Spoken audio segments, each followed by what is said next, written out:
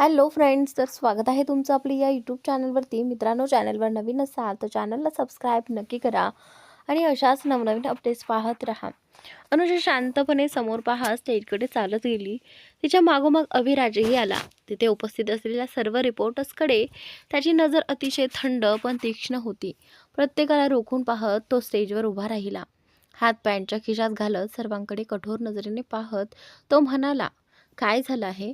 अनुषा तुमच्यासमोर उभी आहे आणि तुम्ही सगळे इतके शांत का आहात?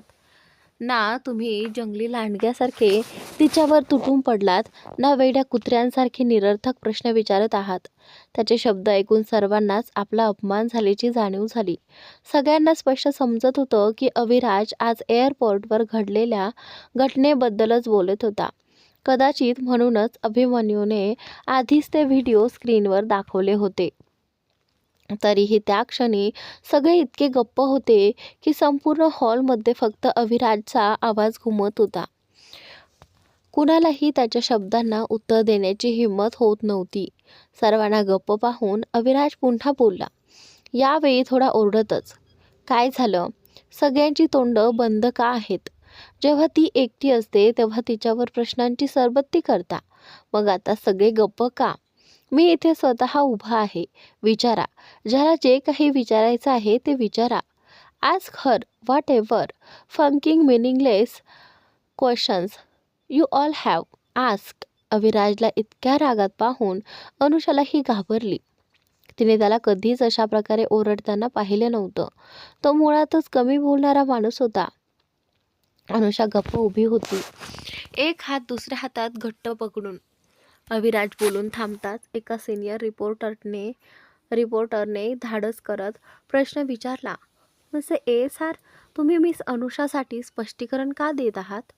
गुड, ह्याच प्रश्नाची मी वाट पाहत होतो. अविराज हलक्या स्मितहास्यासह आज तुम्हा सगळ्यांना ह्यांचं उत्तर मिळणार आहे आणि म्हणूनच तुम्हा सगळ्यांना आज इथे बोलावलं आहे. हे म्हणत त्याने डावीकडे हात केला आणि रिषभला हाक मारली. रिषभ, पेपर्स. आपलं नाव ऐकताच रिषभ लगेच धावत स्टेजवर आला आणि काही कागद अविराजच्या हातात दिले. ते कागद अविराजने मागे ठेवलेल्या टेबलावर ठेवले आणि अनुषाकडे पाहत तिला जवळ बोलावलं. अनुषा आधीच घाबरलेली होती. अविराजने अचानक तिला बोलवल्यामुळे तिची भीती अजूनच वाढली. तो नेमकं काय करणार आहे हा प्रश्न तिच्या मनात घोळत होता. पण तिची भीती ओळखून अविराजने अतिशय शांतपणे तिला जवळ घेतलं. तिच्या हातात पेन देत तो म्हणाला, साइन इट. अनुषाने कोणताही प्रश्न न करता कागद न वाचताच त्यावर सही केली. तिची सही होताच अविराजने ते कागद घेतले, स्वतःही त्यावर सही केली आणि मग मीडिया व कॅमेऱ्यांसमोर ते उंचावत म्हणाला, हे ऑफिशियल कॉन्ट्रॅक्ट सायनिंग पेपर्स आहेत, ज्यावर अनुषाने ASR एंटरटेनमेंटसाठी एक आर्टिस्ट म्हणून सही केली आहे आणि मी ASR एंटरटेनमेंटचा CEO म्हणून, म्हणजेच आजपासून मिस अनुषा ही ASR एंटरटेनमेंटची अधिकृत साइन आर्टिस्ट आहे. त्यामुळे तिच्याशी संबंधित प्रत्येक पब्लिक स्टेटमेंट आणि न्यूज आता कंपनी हँडल करेल. हे ऐकताच अनुषाचे डोळे आश्चर्याने विस्फारले. मनातल्या मनात ती म्हणाली, हा माणूस कधी काय करतो कळतच नाही. माझ्याकडून कॉन्ट्रॅक्टवर सही करून घेतली आणि मला काही सांगितलं नाही. आणि इकडे सगळे रिपोर्टर्स हा मोठा न्यूज ब्रेक शॉकमध्ये कव्हर करू लागले. पण सगळे सावरतात तोच अविराजने अजून एक मोठा बॉम्ब टाकला आणि आजच्या दुसऱ्या मोठ्या अनाउन्समेंटसाठीच तुम्ही सगळ्यांना इथे बोलावलं आहे. जोपर्यंत अनुषासाठी योग्य मॅनेजर सापडत नाही तोपर्यंत तिचं मॅनेजमेंट मी स्वतः करणार आहे. म्हणजेच मी तिचा मॅनेजर आहे. तिच्याशी संबंधित प्रत्येक गोष्ट आधी माझ्यापर्यंत येईल. यानंतर तो थेट कॅमेराकडे पाहत ठामपणे म्हणाला, आणि ही गोष्ट तुम्ही सगळ्यांनी नीट लक्षात ठेवा. She belongs to me. Anusha belongs to Aviraj Singh Rathore. त्याचा सूरच असा होता जणू तो कॅमेराच्या मध्यभागातून कोणाला तरी थेट इशारा देत होता. अनुषापासून दूर राहणं सगळ्यांसाठी योग्य ठरेल. अविराज सिंग राठोड, संपूर्ण एंटरटेनमेंट इंडस्ट्रीवर राज्य करणारा माणूस, एका अपकमिंग मॉडेलचा मॅनेजर. हे ऐकून तिथे उपस्थित सगळ्यांनाच आणि अनुषालाही धक्का बसला होता. तिला स्वतःच्या कामावर विश्वास बसत नव्हता. आणि सगळ्यात महत्त्वाचं म्हणजे जो अविराज आत्तापर्यंत संपूर्ण जगापासून स्वतःचं आणि अनुषाचे नाव लपवू इच्छित होता, तोच आज सगळ्यांसमोर इतक्या उघडपणे हे सगळं का सांगत होता, हे तिला काही केल्या कळत नव्हतं. दरम्यान अविराजच्या केबिनमध्ये बसलेली विजय आणि श्रेया हा सगळा प्रकार लाईव्ह पाहत होते. सगळं पाहून विजयच्या चेहऱ्यावरचं हसू काही केल्या कमी होत नव्हतं. त्याला इतकं हसवताना पाहून श्रेयाने विचारलं, विजय, काय झालं आहे? अविराज अचानक असं का वागतोय? कृपया मला काहीतरी सांगाल का? माझं डोकं अक्षरशः फिरत चाललंय. अरे वा, म्हणजे माझ्या बायकोकडे मेंदूही आहे. आज तर खरंच शॉकिंग न्यूजेसचा दिवस आहे. विजय तिच्याकडे पाहत मिश्किलपणे म्हणाला आणि जोरजोरात हसू लागला. शेवटचं विचारते, कृपया सांगाच का? नेमकं काय झालंय? काय चाललंय? स्वतःची थट्टा केल्यामुळे चिडून श्रेया त्याच्याकडे रागाने पाहत पुन्हा म्हणाली. श्रेयाचा तो रौद्र अवतार पाहताच विजयने ताबडतोब हसू थांबवलं. मग त्याने स्पर्धेच्या दिवशी घडलेली सगळी घटना तिला सविस्तर सांगितली आणि पुढे म्हणाला, त्या दिवशी मुद्दामूनच मी त्याला छोटीच्या विषयावर चिथावलं होतं. मला माहिती होतं असा काहीतरी परिणाम नक्की होणार. आणि बघ, आज तो स्वतः संपूर्ण जगाला ओरडून ओरडून सांगतोय की छोटी त्याचीच आहे. याचे दोन मोठे फायदे झाले. पहिला म्हणजे आता कुणीही उगाच छोटीचं नाव कोणासोबत जोडायची हिंमत करणार नाही. आणि दुसरा, ज्याच्या पाठीशी स्वतः सारचा पाठिंबा आहे, तिचं भविष्य किती उज्ज्वल असेल याची तू कल्पनाही करू शकत नाहीस. पुन्हा स्क्रीनकडे तो पाहत ठामपणे म्हणाला, आता पाहूया तरी माझ्या छोटीला पुढे जाण्यापासून कोण थांबवतं. विजयचं अनुषासाठी असलेलं निखळ प्रेम पाहून श्रेयाच्या चेहऱ्यावरही हसू उमटलं. तिने बाजूने विजयला मिठी मारत म्हटलं, आणि तुम्ही आहातच ना तिच्यासोबत. तुमच्यासारखा भाऊ असताना कुठल्या बहिणीचं काही वाईट होऊ शकतं का? यू नो व्हॉट, तुमच्यासारखा नवरा मिळाल्याबद्दल मी स्वतःला खूप नशीबवान समजते. दुसऱ्या बाजूला आहुजा निवासात शशांक आहुजा आणि त्यांची पत्नी शिखा आहुजा हॉलमध्ये बसून टीव्हीवर चाललेल्या बातम्या धक्क्यात पाहत होते. साहिल, साहिल, लवकर इथे. टीव्हीकडे पाहतच शिखाजी जोरात ओरडल्या. त्यांचा आवाज ऐकून आपल्या खोलीत कदाचित गेम खेळण्यात व्यस्त असलेला साहिल चिडलेल्या चेहऱ्याने हॉलमध्ये आला आणि रागात म्हणाला, काय झालं मॉम? एवढ्या जोरात का ओरडताय? आवाज जरा आवरात घ्या आणि आधी हे बघा, मग सांगा हे सगळं काय आहे. साहिलच्या उंच आवाजामुळे शशांकजींनी त्याला दम देत म्हटलं. वडिलांची तंबी ऐकताच साहिल गप्प झाला. जसं त्याने टीव्हीकडे नजर टाकली तसं त्याच्या पायाखालची जमीनच सरकली. टीव्हीवर ASR एंटरटेनमेंटचीच बातमी सुरू होती. साहिल अजूनही बातम्या पाहत होता. पाहत असतानाच शिखाजींनी स्क्रीनकडे बोट दाखवत विचारलं, साहिल, ही मिष्टीच आहे ना? ती कधीपासून मॉडेलिंग इंडस्ट्रीत गेली? आणि हा अविराज किंवा जो कोणी आहे, दिसायला तर खूपच पॉवरफुल वाटतोय. ह्याचं आणि तिचं नातं काय आहे? त्यांच्या बोलण्याचा मध्येच शशांकजी म्हणाले, तो फक्त पॉवरफुल दिसत नाही, तो खरंच खूप मोठा आणि ताकदवान माणूस आहे. संपूर्ण एंटरटेनमेंट इंडस्ट्री त्याच्या इशाऱ्यावर चालते. तो हवा तर एखाद्याला रातोरात उंचीवर पोहोचू शकतो किंवा क्षणात आकाशातून जमिनीवर आपटू शकतो. दोघंही आता साहिल काहीतरी बोलेल याची वाट पाहू लागले. पण साहिलची तर स्वतःशीच अवस्था बिघडली होती. अनुषाला अविराज सोबत पाहून त्याचे भानच उडाले होते. तो त्यांना काय उत्तर देणार? मुलगा गप्प उभा आहे हे पाहून शिखाजी पुढे आला. त्यांनी साहिलचा हात पकडून स्वतःकडे वळवत विचारलं, काहीतरी बोलणार आहेस की नाही? हे सगळं नेमकं काय चाललंय? साहिल मान खाली घालून अजूनही शांत उभा होता. तेवढ्यात मागून एक आवाज आला. हा काय बोलणार आणि कोणत्या तोंडाने बोलेल? छोटी मावशी, तुमच्या मुलाच्या कृत्यांची तुम्हाला कल्पना आली तर तुम्हीच याला मुलगा मानण्यास नकार द्याल. सगळ्यांनी वळून पाहिलं तर साहिलच्या मोठ्या काकांचा मुलगा मयंक त्यांच्या दिशेने येत होता. मयंकला पाहताच साहिल धावत त्याच्या जवळ गेला आणि त्याच्या कानात हळूच म्हणाला, भैया प्लीज, काहीही सांगू नकोस. एका हाताने त्याला गप्प राहण्याचा इशारा करत मयंक रागात म्हणाला, बस कर आता. किती दिवस सगळ्यांसमोर चांगला बनून राहणार आहेस? एवढे दिवस सगळं माहिती असूनही मी गप्प राहिलो, पण आजही मी शांत राहिलो तर तू पुन्हा मिष्टीला वाईट ठरवून छोटी मावशी आणि छोटे पप्पांसमोर स्वतःला महान सिद्ध करशील.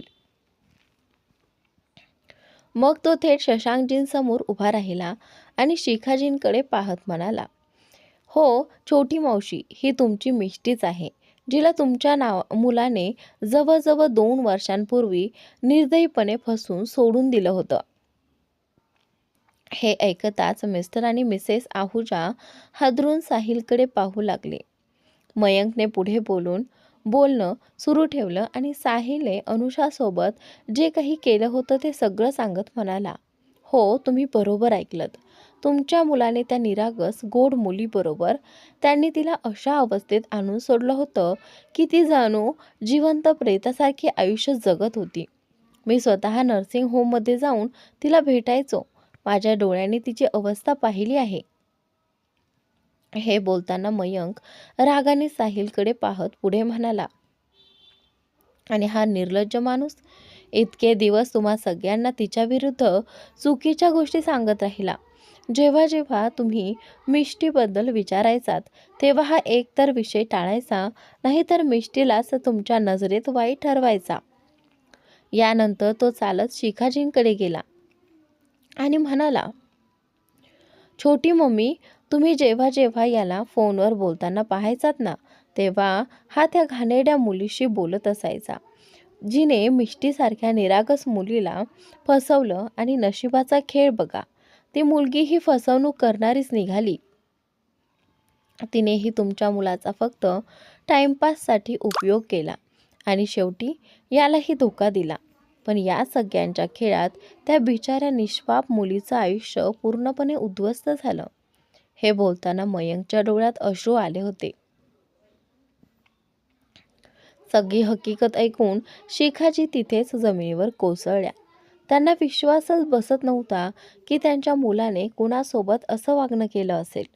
शशांकजीने मयंकचे हात धरत विचारलं, तुला हे सगळं आधीपासून माहिती होतं तर आम्हाला का नाही सांगितलंस? मयंक त्यांना सावरत म्हणाला, कारण त्याने मला थांबवलं होतं. तो म्हणाला होता की सत्य कळलं तर छोटी मम्मी ते सहन करू शकणार नाहीत आणि तुम्ही त्याला घराबाहेर काढाल, कारण त्याला माहिती होतं की तुम्ही दोघंही मिष्टीला स्वतःच्या मुलीसारखं प्रेम करता. हे खरं होतं. अनुषाबद्दल जेव्हापासून साहिलच्या घरच्यांना कळलं होतं तेव्हापासून सगळे तिला आपल्या घरची मुलगी समजून प्रेम करत होते. त्यांच्या घरात सगळे मुलंच होते, एकही मुलगी नव्हती. त्यामुळे अनुषा सगळ्यांची लाडकी बनली होती. मयंक तर अनुषावर लहान बहिणीसारखं मनापासून प्रेम करायचा आणि त्यांच्या नात्याबद्दल सगळं माहिती असलेला तो एकटाच होता. साहिललाही अनुषाच्या आवडीनिवडींची इतकी माहिती नव्हती जितकी मयंकला होती. अगदी तिची तब्येत खालावल्यावर तो नर्सिंग होममध्ये जाऊन तिला भेटायलाही जायचा. एकदा तर त्याने अनुषाला स्वतःच्या डोळ्यांसमोर रक्ताची उलटी करताना पाहिलं होतं. त्या दिवशी घरी येऊन त्याने साहिलला प्रचंड मारहाण केली होती. लहानपणापासून तो साहिलवर खूप प्रेम करायचा. मोठा भाऊ म्हणून त्याची प्रत्येक हट्ट पूर्ण करायचा. पण अनुषाबद्दल सगळं कळल्यानंतर त्याने साहिलशी आपले सगळे नाते तोडून टाकले होते. अनुषाचं सगळ्यांसोबतचं गोड आणि प्रेमळ वागणं पाहून शिखाजीनीच तिला मिष्टी हे नाव दिलं होतं आणि तेव्हापासून सगळे तिलाच त्या नावाने हाक मारू लागले होते.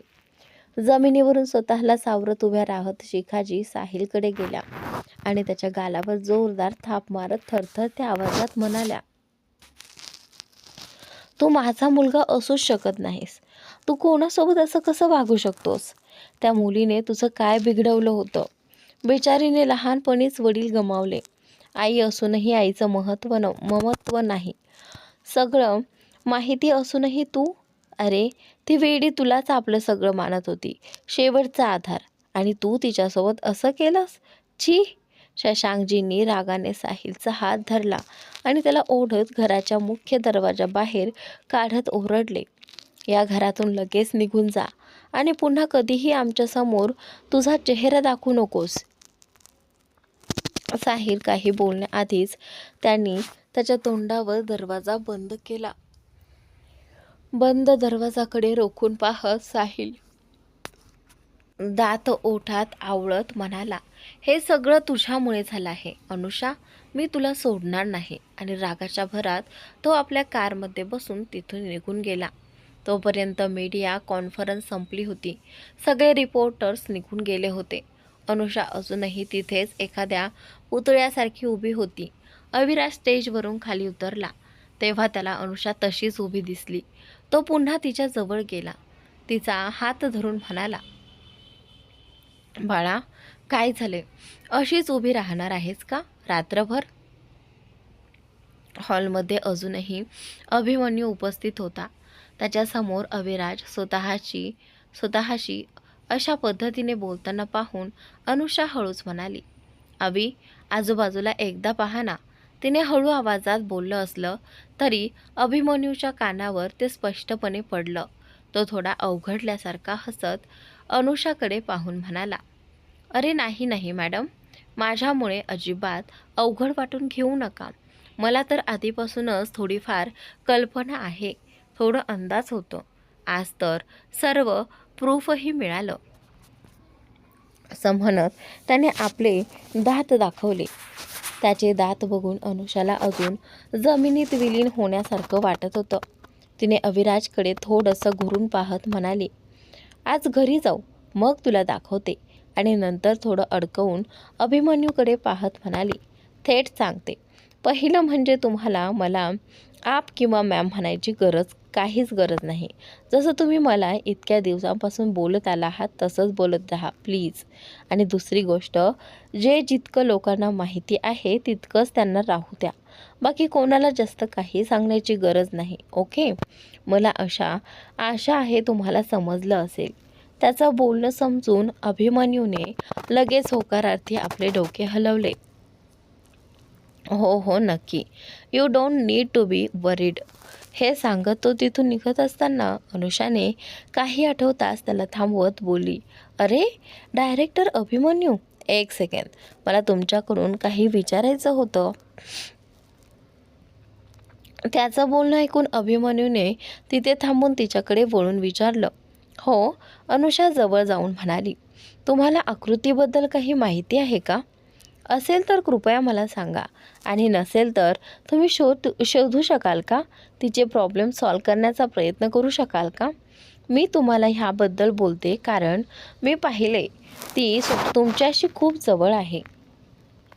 त्यामुळे माझ्यासाठी हे काम करू शकाल का प्लीज? अनुषाचे अशा प्रकारे रिक्वेस्ट करणे पाहून अभिमन्यू म्हणाला, अरे असं रिक्वेस्ट करू नका प्लीज. तुम्ही तर ऑर्डर करा. अँड डोंट वरी, मी पाहतो. अनुषाने थोडं हलकं हसत म्हणाली, अरे नाही, ऑर्डर का देईन मी? तुमच्याकडे किती कामे आहेत आणि जे काम माझ्या रिक्वेस्टमुळे कमी होऊ शकतं त्यासाठी मला ऑर्डर देण्याची काय गरज? त्यानंतर अनुषा हलक्या स्मित हास्याने अविराजसोबत तिथून निघाली. तिच्या जाण्यानंतर अभिमन्यूने मागून पाहत म्हटलं, ही मुलगी इतकी डाऊन टू अर्थ कशी आहे? म्हणजे जेवढं तिला माहिती आहे की तिच्या मागे एसासारखं कोणी आहे तरीही ती सगळ्यांशी इतक्या प्रेमाने कशी वागते? एकतर निशा होती जिने आयुष्यात दुःखात टाकलं, आणि ही मुलगी, दोघांमध्ये किती फरक आहे.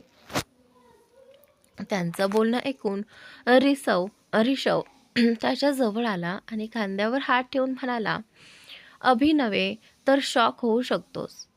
पण हळूहळू समजेल की सॅम खरंच इतरांपेक्षा किती वेगळी आणि चांगली आहे. ती कधीही आपल्याला पॅड सर्वंट किंवा अप्लायसारखं ट्रीट करत नाही. ती नेहमी मला आपला छोटा भाऊ म्हणते आणि स्वतःच्या कुटुंबाचा भाग म्हणून सुद्धा मानते." अविराजचा personal parking area. Anusha, Shreya, Vijay, Aviraj हे सध्या तिथे उपस्थित होते. सगळे एकमेकांशी बोलत आपापल्या गाडीकडे जात होते. विजयने आपली अत्यंत आनंद व्यक्त करत सगळ्यांना म्हणाला, "यार, आज मी खूप खुश आहे. तर आता आपण कुठेतरी छान ठिकाणी जाऊ. तिथे जेवू, शॅम्पेन पिऊ आणि आजचा दिवस साजरा करू." कोणीही त्याच्या विरोधात काही नाही म्हटलं. पण त्याचवेळी अविराजच्या फोनवर कॉल आला. तो पाहिला तर राधिकाजीचा फोन होता. अविराजने कॉल रिसीव्ह केला आणि काही सेकंदातच कॉल कट करून सगळ्यांकडे पाहत म्हणाला, "सॉरी मित्रांनो, पण प्लॅन कॅन्सल करावा लागेल." आईचा फोन होता. तिने आपल्यासाठी तिच्या हातचं आवडतं जेवण तयार केले, त्यामुळे आपण सगळे तिथे जाऊ लागतो. प्लॅन कॅन्सल ऐकून विजयचा चेहरा खिडकीसारखा झाला. त्यानंतर तो अनुषाकडे गेला आणि बाजूने हक करत म्हणाला, "अरे भाई, तुम्हालाही मूड ऑफ झाला आहे का? विचार करा, आपण एखाद्या रेस्टॉरंटमध्ये जाऊन कोणत्या तरी शेफच्या हाताचं जेवण इतक्या पैशात खाणार आणि आता घरच्या आईच्या हातचं टेस्टी जेवण मोफत मिळेल, तेही सेलिब्रेशन करता येईल आणि लगेचच तुमच्यासाठी कमाल गिफ्टही घेऊन येईल." अनुषाची ही डील ऐकून विजयने आनंदाने विचारलं, "खरंच?" अनुषाने हसत उच्चारलं, "मुच्ची." आणि दोघे हसले. अविराज त्यांच्या दोघांना आश्चर्याने पाहत होता. म्हणजे त्याच्यासमोर स्वतःच डील करून हसत होते. इतक्यात त्यांच्या गाड्या येऊन ठिकाणी पोहोचल्या. सगळे आपापल्या गाडीत बसले आणि रस्त्यावर निघाले. रस्त्यात एका सिंगल लाईनवर त्यांची गाड्या थांबल्या. अनुषाला मनात काहीतरी आलं आणि तिने स्वतःच्या बाजूच्या विंडोचं ग्लास खाली केलं. बाहेर पाहत ती इकडे तिकडे बघू लागली. तिच्या नजरेत लगेच अचानक ट्रॅफिकमध्ये रोडच्या बाजूला उभी असलेल्या एका बाईकवर सवार झालं. त्यावर सानिया बसलेली होती. सानियाला इतक्या दिवसानंतर अचानक अशा प्रकारे पाहून आणि तेही कोणत्या तरी अज्ञात मुलासोबत अनुषाला सहन होऊ शकलं नाही. ती जोरात सानियाचं नाव घेत बोलू लागली. आपलं नाव ऐकून सानियानेही डोके फिरवून आसपास पाहायला सुरुवात केली. तिची नजर अनुषावर जशी लागली तशी ती लगेच दुसऱ्या बाजूला पाहू लागली. असं वागू लागली जणू काही ती अनुषाला ओळखतच नाही. बाईकवर बसलेला मुलगा सुद्धा अनुषाला पाहत होता आणि सानियाला बोलवत होता. सानियाकडून काही उत्तर न मिळालं तर त्याने मुलाने तिला विचारलं, "अरे सानिया, ही ना ती फेमस मॉडेल अनुषा? तुला माहिती आहे का? पण तू काही उत्तर का नाही देते?" त्याच्या बोलण्यावर चिडून सानियाने थोड्या रागानं उत्तर दिले, "तुला तिच्याशी काय संबंध? हो, ती फेमस आहे, पण कशासाठी? मिस्टर राठोडमुळे. जर तो तिला सोडला तर कोणताही रस्त्याचा कुत्राही तिच्या बाबतीत विचार करणार नाही. आता चुपचाप इथून निघा." तत्काळ सिग्नल खुले झाला आणि सानिया त्या मुलासोबत तिथून निघून गेली. दुसरीकडे कारमध्ये बसलेली अनुषा सानियाच्या अशा वागण्यामुळे डोळ्यातून अश्रू वाहत होती. तिने स्वतःला सांभाळण्याचा प्रयत्न केला आणि विंडोचा ग्लास वर करून शांत बसली. अनुषाला वाटलं की कदाचित ही घटना कुणालाही लक्षात आली नसेल, पण तिच्यासोबत जे होते त्यांनी हे सगळं गोष्ट पाहिली होती. अभिराजने हातातील टॅब बाजूला ठेवून अनुषाला आपल्याकडे खेचून गोड नजरेनं तिचे केस हलकेच सहलावलं. तेव्हाच कारच्या ड्रायव्हिंग सीटवर बसलेला ऋषव रागाने स्टेअरिंग व्हील घट्ट धरून होता. त्याच्या डोळ्यात आग होती. तो मनाशी म्हणाला, "तुम्ही हे खरंच चांगलं केलं नाही. आतापर्यंत तुम्ही मॅमला दुरून दुखावलं म्हणून मी शांत होतो, पण आज तुम्ही तिला समोरून लाजवलंय. तिच्या मित्रत्वाला, प्रेमाला कमी लेखलंय. आता मी तुला सोडणार नाही." ट्रॅफिक क्लिअर होताच त्यांच्या गाड्या तिथून निघून गेल्या. अभिमन्यूचं घर. कंपनीतून परतल्यावर तो प्रथम फ्रेश झाला आणि नंतर आपल्या खोलीत जाऊन बेडवर बसून लॅपटॉप सुरू करत स्वतःशी म्हणाला, चला पाहूया आजच्या धमाकेदार अनाउन्समेंटचा काय परिणाम झाला. लॅपटॉप सुरू करताना त्याला अनुषाची ती गोष्ट आठवली ज्यात तिने आकृतीबद्दल विचारायचं सांगितलं होतं. आकृती आठवली आणि त्याचा चेहरा थोडा गंभीर झाला. तो स्वतःमध्ये विचार करत होता की आकृतीला कॉल करावा की नाही. काही वेळ विचार केल्यावर त्याने दीर्घ श्वास घेतला आणि साईड टेबलवरून फोन काढून आकृतीचा नंबर डायल केला. फोन पूर्ण रिंग झाला, पण दुसऱ्या बाजूने उत्तर नाही आलं. अभिमन्यू हार मानणार नव्हता. तो कॉल करत राहिला आणि शेवटी आकृतीने कॉल रिसीव्ह केला. तुमच्याकडे काही शिस्त आहे का? इतक्या रात्री एका मुलीला कॉल करताय आणि वरून एकदाच फोन न उठल्यास थांबायचं नाही. बेशर्मपणाने फोन करताय. आकृती गोंधळलेल्या आणि रागाने बोलली. अभिमन्यूला तिच्या आवाजावरून लक्षात आलं की ती ठीक नाही. कदाचित खूप वेळेपासून रडत होती. आणखी काही सांगायचं असेल तर नंतर सांग, त्याने विचारपूर्वक म्हणालो. पण आधी सांग, तुम्ही ठीक आहात का? आता तुम्ही कुठे आहात? एवढा जोरदार हवा का येतोय? अभिमन्यूने विचारलं. त्याच्या काळजीबद्दल पाहून आकृती रागवली आणि जोरात म्हणाली, तुम्ही कोण आहात मला असे विचारायला? मी ठीक आहे नाही आहे याचा तुम्हाला काही फरक पडू नये. तुम्ही माझे सिनियर आहात आणि मी फक्त कंपनीची एक आर्टिस्ट. लक्षात ठेवा. आणि स्वतःची गोष्ट सांगून तिने लगेच फोन कापला. अभिमन्यूने एकही शब्द ऐकला नाही. आकृतीच्या बोलण्यापासून आणि वर्तनातून अभिमन्यू दुखावला होता, पण त्याला याचं कारण नीट माहिती होतं. त्यामुळे त्याने त्या गोष्टी हृदयावर घेतल्या नाहीत. सध्या त्याला फक्त हे जाणून घ्यायचं होतं की आकृती खरीच कुठे आहे. त्यानंतर त्याने जोर देऊन लक्षात ठेवायला सुरुवात केली की फोनवर काय ऐकलं होतं. लक्ष देऊन आठवणींतून जाताच त्याला लक्षात आलं की फोनवर जोराची हवा वाहण्याची आवाज येत होती. त्यासोबतच काही आवाज जणू समुद्राच्या लाटा खडकावर आदळताना येतात अशी. ही गोष्ट त्याच्या मनाला जोरात बसली आणि तो लगेचच उडी मारून पलंगावरून खाली उतरला. गाडीची चावी घेऊन बाहेर पळत म्हणाला, ओ नो, ही मुलगी कुठेतरी स्वतःस त्रास देणार आहे. बाहेर येताच तो पटकन कारमध्ये बसला आणि तिथून निघून गेला. राठोड मेन्शन. सर्व गाड्या एकामागोमाग मेन्शनच्या बाहेर थांबल्या. सगळे लोक गाडींपासून उतरले आणि घराच्या आत गेले. अनुषा जरी बाहेरून स्वतःला शांत आणि छान दाखवत होती, पण अंतर्गत ती आज सानियाच्या वर्तनामुळे खूप दुखावली होती. होच का? एखादी व्यक्ती जिच्याबरोबर आपण 9 वर्षांपासून जास्त काळ खूप जवळचे राहिलो, जिच्यासोबत आपण मित्रापेक्षा जास्त बंधुपणाने बहिणीसारखे मुलासारखे वागत आलो, तीच व्यक्ती अचानक ओळखण्यास नकार देत असेल तर हृदय मोडणं स्वाभाविक आहे. आणि वरून त्याचा अचानक बदल का झाला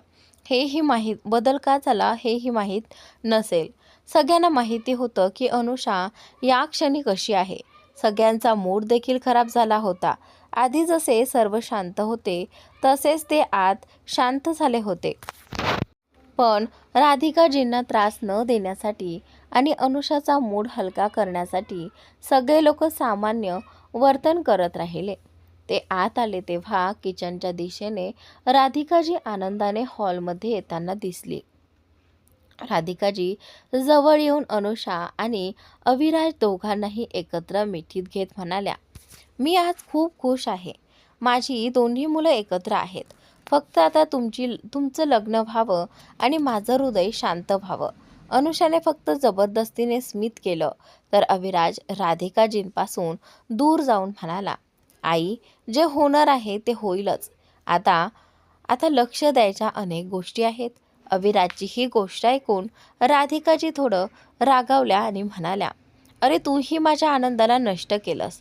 नंतर अनुषाकडे पाहून म्हणाल्या, पहा किती थकलेली दिसते. जाऊन आधी फ्रेश हो, नंतर जेवायला या. आज सगळं तुझ्या आवडीचं केलं आहे. चला जाऊन लवकर ये. अनुषाला वर जाण्यासाठी हलकेच ढकलून त्या सीढ्यांकडे नेत राधिकाजी हसल्या. अनुषा वर गेल्यावर अविराजही मागून वर गेला. Marine drive. अभिमन्यूची गाडी जोरात ब्रेक लावून थांबली. तो लगेच उतरला आणि आकृतीला शोधत इकडे तिकडे धावत नजर फिरवत तिचं नाव ओरडू लागला. आकृती, आकृती, तू कुठे आहेस? काही झालं असेल तर मी तुला कधीही माफ करणार नाही आकृती. तो नाव घेतच समुद्राच्या दिशेने पुढे चालत होता. काही अंतरावर त्याला एक मुलगी समुद्रात चालत गेली दिसली. पाणी कमरावर पर्यंत आलं होतं. मागून पाहताच अभिमन्यूला समजलं की ती आकृतीच आहे. तिला अशा पाण्यात चालताना पाहून त्याचा श्वास अडकला. स्वतःला सांभाळत तो आकृतीकडे धावत गेला. इकडे राठोड मेन्शनमध्ये अविराजची रूम. अविराज रूममध्ये आला तेव्हा अनुषा बाल्कनीत शांत उभी होती. अनुषाला जसं लक्षात आलं की अविराज रूममध्ये आला आहे, तो तोंड न वळवता वॉशरूमकडे म्हणाली, मी फ्रेश होऊन येते, तुम्हीही फ्रेश होऊन घ्या. आणि लगेच वॉशरूममध्ये गेली. अनुषा जाताना अविराजने आपली बॅग, मोबाईल वगैरे पलंगावर ठेवले आणि कोट व घड्याळ काढले. शर्टच्या कॉलरचे बटन उघडत अविराज अनुषाच्या मागोमाग वॉशरूममध्ये गेली. वॉशरूम आतून खूप मोठं होतं आणि वेगवेगळ्या सेक्शनमध्ये विभागलेलं होतं. अविराज आत आला तेव्हा बाथच्या भागातून जोरात शॉवर चालू असल्याचा आवाज येत होता. तो पुढे गेला आणि समोर असलेला काचेचा स्लायडिंग दरवाजा उघडला. समोर अनुषा भिंतीला दोन्ही हातांचा आधार घेत मान खाली घालून उभी होती. शॉवरमधून कोसळणाऱ्या पाण्यात ती पूर्णपणे भिजत होती आणि हळूहळू सुस्कारा टाकत होती. अविराज तिच्या जवळ गेला आणि तिला धरून स्वतःकडे वळवलं. तेव्हा त्याने पाहिलं की तिचे डोळे पूर्णपणे लाल झाले होते. शॉवरमधून पडणारे पाणी, तिच्या डोळ्यातून वाहणारे अश्रू जरी लपवत असले तरी तिचे लाल झालेले डोळे तिच्या वेदना स्पष्टपणे सांगत होते. अनुषा आपले अश्रू त्याच्यापासून लपवण्याचा प्रयत्न करत आहे हे अविराजला आधीच समजलं होतं, पण ते स्वतःच्या डोळ्यांनी पाहिल्यावर त्याचा राग अधिकच वाढला. त्याने अनुषाच्या खाली झुकलेले तोंड हाताने धरून वर केले आणि रागात म्हणाला, बच्चा, किती वेळा सांगायचे तुला? तू संपूर्ण जगासमोर काहीही प्रिंटेड कर, कशीही वाग, पण माझ्यासमोर तुला काहीही लपवण्याची गरज नाही. तुझं दुःख, वेदना, त्रास जे काही आहे ते सगळं तू माझ्याशी शेअर करू शकतेस. तरीसुद्धा तू मला पुन्हा पुन्हा हे जाणवायला का लावतेस की मी तुझ्यासाठी कोणीच नाही? तुझ्या आयुष्यात माझी काहीच किंमत नाही. माझं असणं किंवा नसणं एक सारखंच आहे. त्याचं वाक्य पूर्ण होताच अनुषा रडत ओरडू लागली. मग तुम्हीही निघून जा ना. अजून का थांबलात माझ्यासोबत? बाकी सगळ्यांसारखं तुम्हीही मला सोडून जा. एक ना एक दिवस तुम्हीही मला एकटीला सोडून जाणारच ना. माझ्यासोबत नेहमी हेच होत आले. आधी बाबा, ज्यांना मी कधी बाबा म्हणून हाकही मारू शकले नाही, त्यांनी मला सोडून दिलं. आई असूनही ती माझ्यासोबत नाही. ज्या माणसाला मी माझं सगळं मानलं, मनापासून प्रेम केलं, त्यानेही शेवटी हेच सांगून सोडलं की त्याचं माझ्यावर कधी प्रेमच नव्हतं. जिला मी मित्रापेक्षा जास्त स्वतःच्या बहिणीसारखं मानलं, स्वतःच्या मुलासारखं प्रेम केलं, प्रत्येक संकटातून जपलं, तीच कोणतंही कारण न देता माझ्यापासून इतकी दूर गेली की आज तिने मला ओळखायलाही नकार दिला. आता कोण उरलंय? तुम्ही ना. तुम्हीही मला सोडून जा. मी ज्याच्यावरही कधीही प्रेम केलं ते सगळेच कोणत्या ना कोणत्या प्रकारे माझ्यापासून दूर गेलेत. हे म्हणत म्हणत ती रडत रडत खाली जमिनीवर बसली.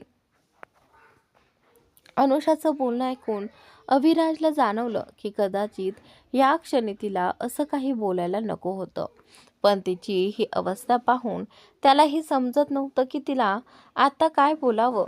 त्याने विचार केला की कदाचित तिला थोडा वेळ एकटीला सोडणंच योग्य ठरेल. असा विचार करत तो वॉशरूममधून बाहेर जाण्यासाठी वळला. तेवढ्यात अनुषा अचानक त्याच्या पायाला घट्ट धरून बसली आणि रडत रडत म्हणू लागली, don't leave me. Avi please. खरंच आता तुमच्याशिवाय माझं कोणीच उरलेलं नाही. सगळ्यांना गमावलंय मी, पण तुम्हाला गमावणं मला परवडणार नाही. I love you avi. I really love you. Aviraj लगेच खाली वाकला. तिला उचलून घट्ट मिठीत घेतलं. तिला शांत करत तो म्हणाला, मी कुठेही जात नाही आणि कधीच जाणारही नाही. मृत्यू आम्हाला वेगळं करेपर्यंत आपण दोघं कधीच वेगळे होऊ शकत नाही. समजलं का? I love you. अविराजला घट्ट पकडत अनुषा अधिक जोरात रडू लागली. जणू तिने थोडंसं जरी हात सैल सोडलं तर अविराजही तिच्यापासून दूर जाईल अशीच तिची भीती होती. तिची ही भीती ओळखून अविराजने तिच्या डोक्यावरून हात फिरवत म्हटलं, आय लव्ह यू टू बच्चा. प्लीज आता रडणं थांबव. तुला असं पाहून मला त्रास होतोय. माझी तरी दया येत नाही का तुला? थोडा तरी वेळ तसाच गेल्यावर अनुषा थोडी शांत झाली. मग अविराजने आधी शॉवर बंद केला. टॉवेलने तिचे केस नीट पुसले आणि तिला बाथरूम घातला. त्यानंतर तिला उचलून तो वॉशरूम बाहेर आला आणि थेट क्लोजेटकडे गेला.